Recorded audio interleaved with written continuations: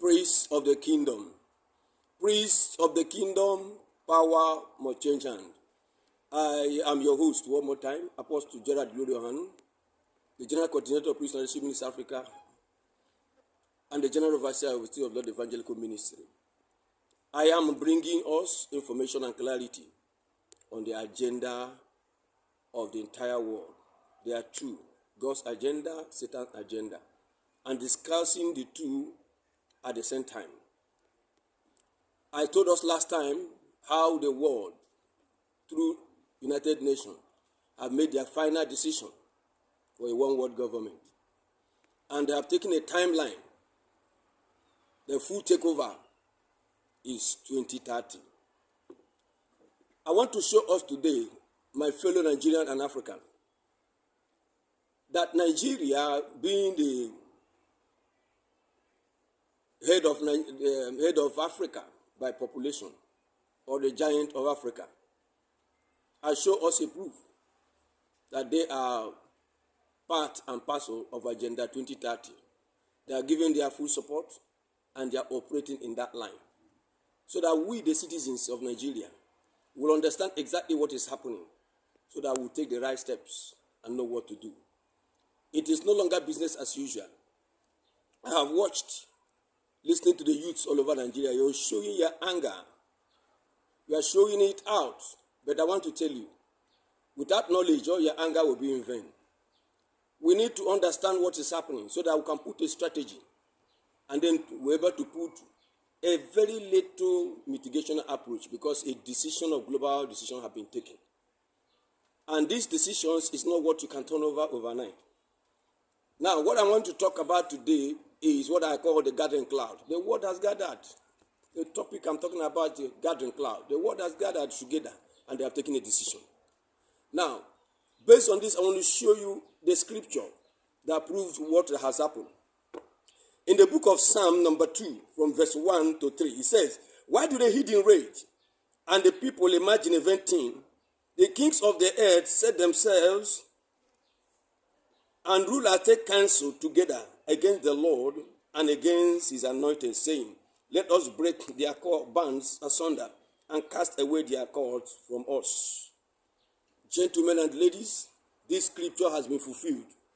The kings of the earth, like I said before, United Nations organization is made of 199 countries of the world. Now, decision that took on 2015, being the 70th anniversary of the organization, is a far-reaching decision, a global decision. That was the decision to have a one rule, a one government process all over the world. Now, this decision has been taken and been firmly agreed, and all the leaders of these 199 countries have taken a firm decision that they work tirelessly to implement this decision. By 2030, they will have completed the process to now hand over, and that all the rule that will govern the world will become one.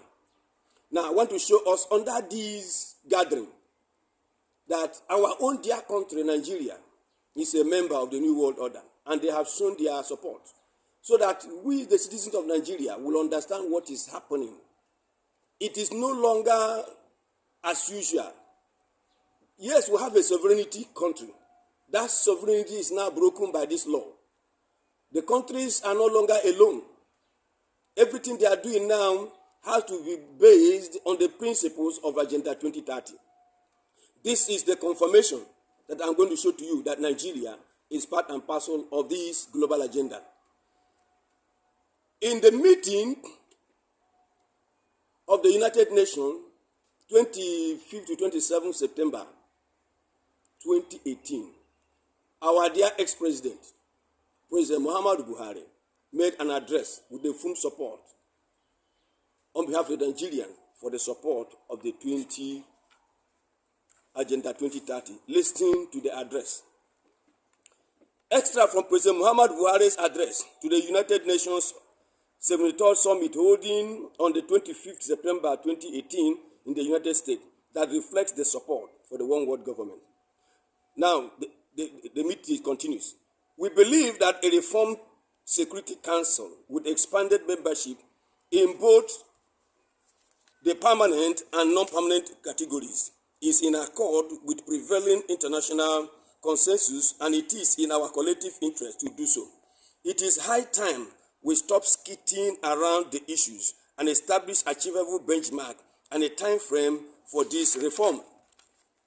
I assure you all that in this advocacy, I am only reflecting Nigeria's deep and abiding commitment to our organization and its founding principles and goals. From the date we joined in 1960, we have contributed our quota to the fulfillment of the mandate of the UN.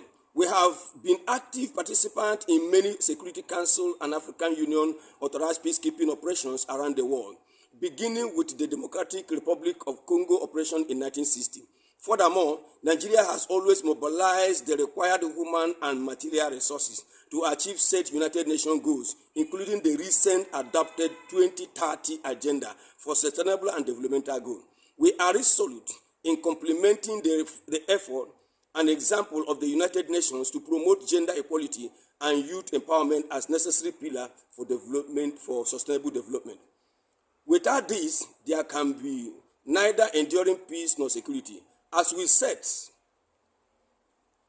to and implement our national policies to achieve these goals, we, in the spirit of international solidarity, will readily cooperate with other nations seeking to achieve similar goals for their own population to help ensure that no one is left out.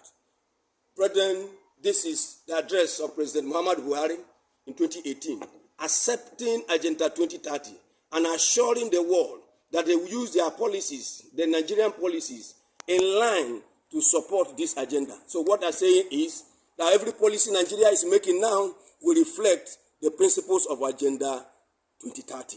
And this agenda, as I have said before, is comprising of 17 developmental sustainable goals and 169 applications. I want to advise the Nigerian youth, instead of all the noise we make in TikTok and YouTube, make a research to know the truth so that you will not waste your energy. Go to Google. You are young youth, you have machineries in place. Google and know what are the 70 developmental goals, what are inside of it. Now, Google, what is this 169 application, how do they want to achieve it? Then you will understand what is happening in the globe. Nigeria is not left out. I watched one video presented by one Mr. Sili when he was interviewing Mr. President Bola Tinubu, and in that interview, he said one word. He said, "This thing is more than me. It's more than me." Do you know the meaning of that? What you are talking, the changes you are talking, is more than President Bola Tinubu. It is about global agenda. He can do nothing about it, because the Nigerian government has agreed. The United Nations have taken a firm decision. As long as we belong to the United Nations, we have accepted all the 17 developmental goals. We have accepted all the implications of what it takes. Now, the vibration you are seeing all over the world is the forces of implementation of the agendas into our country policies. How do they want to achieve this? I want to show you how they want to achieve this. Now, listen to how they want to achieve this. In the application process of number 55, hear what they said. The SDGs, that is Sustainable Development Goals, and targets are integrated and indivisible, global in nature, and universally applicable, taking into account different national realities, capacities, and levels of development, and respecting national policies and priorities.